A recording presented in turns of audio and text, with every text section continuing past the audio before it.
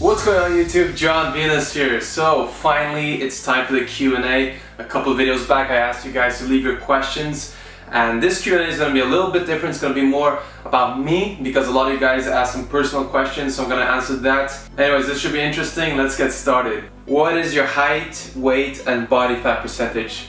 My height is 6'1" or 185 centimeters and my weight is around, I don't know in pounds, but I'll just say in kilos right now, it's 94 kilos. And body fat percentage, I have no idea. I never know my body fat percentage. I just go by the mirror. The mirror is your best guide. If I were to guess, I'd say about 10%. Where do you live now / your nationality? So at the moment I'm living in Norway, as most of you guys know, in a little village.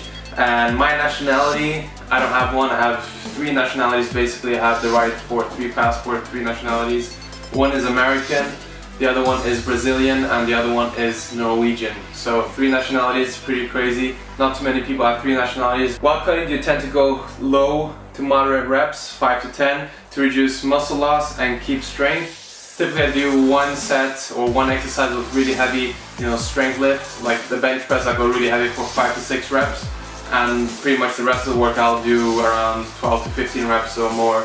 High repetition. I do that whether I'm cutting or bulking. What is the star sign of you and your girlfriend? I forgot the star sign of my girlfriend. It's called in English, but mine is Scorpion. Did you go vegan for ethical reasons or mostly for health? I started as an experiment, as bodybuilding, and just for health-wise, just a little experiment. But as I learned more and more about it, definitely for ethical and environmental reasons. I'll be making a video about this really soon for you guys. Of all the places where you have lived, which one is your favorite? And if you could live in only one place for the rest of your life, where would it be? Interesting question. I mean, there is no favorite because, I have different preferences for, different purposes. So, for example, Brazil and Rio. Rio especially would be nice, for the beach and foot volley and, just, sports. I just lay down on the beach and have fun with other people. And then other places in Brazil like Cabo Frio and north of Brazil is good. It's really nice for chill out and peaceful holidays and just more quiet beaches.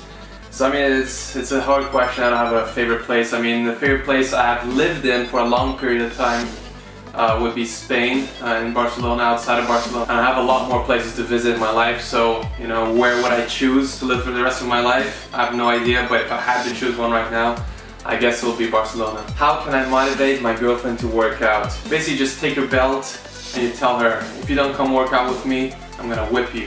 Nah, I'm just kidding guys. How to motivate a girl to work out? I mean, you can just, try to get her to work out with you, and you make those workouts that she eventually agrees to come on very fun. It's kind of hard to motivate someone to do something if they don't actually want it themselves. So they have to want it themselves to actually, go for it properly.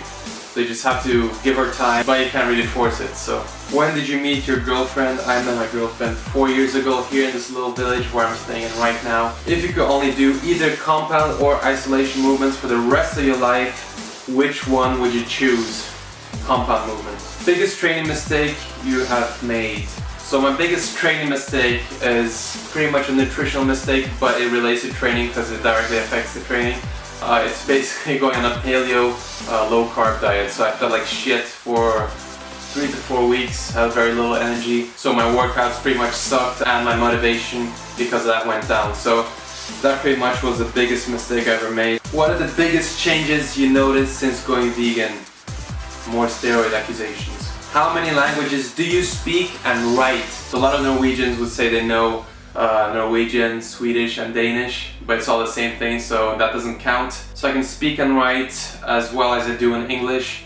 Well, basically English, obviously, Norwegian, Portuguese, Spanish. Do you drink beer? What are your goals as far as bodybuilding is concerned? Ever thought of powerlifting? No, I don't drink beer. Maybe once in a while, maybe once a year or something. I don't really feel like drinking beer. If I'm gonna drink, which I don't do very often at all, maybe 4 times a week, 4 times a week, 4 times a year, sorry. I'll do more like spirits, vodka, Bacardi, that kind of stuff, and mix it in with juices. As far as bodybuilding, I mean, I wouldn't consider myself a bodybuilder. I'm more of like a fitness athlete, and I mean, my biggest goal is just to inspire you guys, inspire, create a movement. And powerlifting, no, I don't want to powerlift. I don't have fast twitch muscle fibers, so I'm not a very naturally strong person, so it would just be a waste for me. Cardio-wise and running, do you usually do long distance or sprints? I do long distance maybe once a week, once every other week, and the rest is like football training, which is a lot of running as well. MMA is a lot of cardio, and if I'm gonna do cardio myself without sports, I'll do sprints. Yeah, interval training for 15 minutes. What do you do for a living? Well, you're looking at right now, that's one of the things, YouTube. You know, providing content for you guys, it takes up a lot of my time. I own a business called Paradox Studios, which provides videos for top athletes around the world, and obviously I do online training, online consultation for BigPlusForFitness.com, as you can check out the link below. Do meal plans, workout plans, and all that good stuff. Where do you see yourself being in 3, 5, and 10 years time? Well, 10 years time is way too far ahead to even think about right now. But let's just say 3 years. I'm gonna answer this one. 3 years. In 3 years I want to be in a place that I really enjoy, with my own big place, pretty nice car, and just have a massive following, inspiring massive amounts of people, and just making an impact on the world basically. And I can see myself doing that in 3 years. It is realistic. Dream big, guys. What are your maxes on the 3 basics? Deadlift, squat, and bench. So I haven't done these max lifts in ages, probably a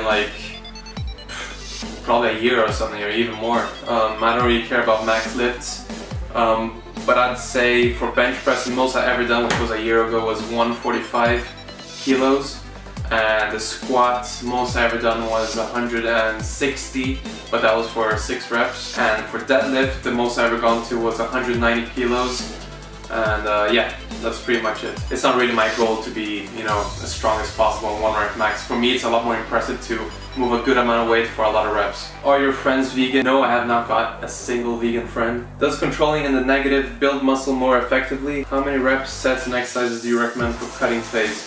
So let's start off with the reps and sets.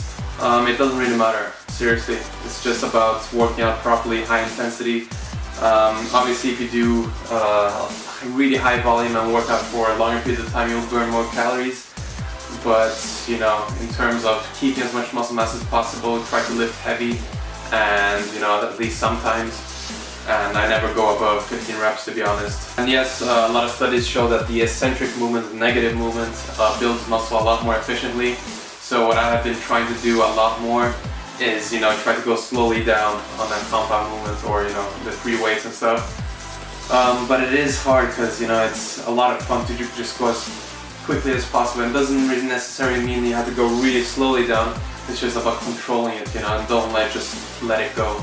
Are you going to be vegan for life? That is a plan. You know, I will be plant-based, but, you know, if a war breaks out and I have to, you know, hunt in the jungle to survive, obviously I'm not going to be, you know, a vegan then. After turning into vegan, a lot of people think it's like a massive, you know, extreme transformation, as if you're evolving from Pikachu to Raichu or something.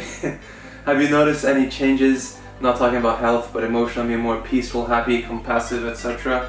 I've always been really, you know, positive, you know, really, you know, happy, to be honest. I always get along with people. I've never really been pissed off, apart from, you know, a few years back in high school. But yeah, no emotional changes so far, at least. What is the best way to shred down, and what supplements are handy while shredding? So the best way to shred down is obviously to increase your cardiovascular activity, do some cardio, go do sports, or go on a treadmill, whatever, but it is really important. It will accelerate the rate of fat loss by, you know, a mile without having to restrict your calories. Calorie restriction is the worst thing you can do. It just sucks, guys. It's just try to stay away from it as much as possible. Obviously you're gonna have to do it a little bit, but, you know, it's all about eating the right foods, and if you eat super clean, you can pretty much eat as much as you want, as long as you're doing cardio, and you will lose a lot of fat. So for me, the best way is not to care about calories and macros in the beginning, and just focus on eating super clean and do a lot of cardio, and you will see results. And supplements, no supplements come in handy while cutting. I mean, yes, caffeine and stuff like that will, you know, increase your intensity in the gym and stuff like that, but it's not very healthy. And from my experience in the past, while using pre-workouts and stuff like that, It's really easy to be demotivated when you stop, when you get off the pre-workouts and you just, don't get that extra boost. So it's better to just, learn to be, 100% mentally without any assistance. Anyway guys, that was the Q&A. I hope you enjoyed it. I'm planning on doing a second episode of this Q&A, getting to know Jon Venus. If you guys enjoyed it, just make sure to leave a like button to let me know that you guys want me to make another one of these. I want you guys to post new questions that haven't been answered, mostly personal, but also a few training ones, but I only pick the ones I haven't answered before. So leave the questions in the comment section below. It was a pleasure to make this for you guys, and I'll see you very soon. Peace out.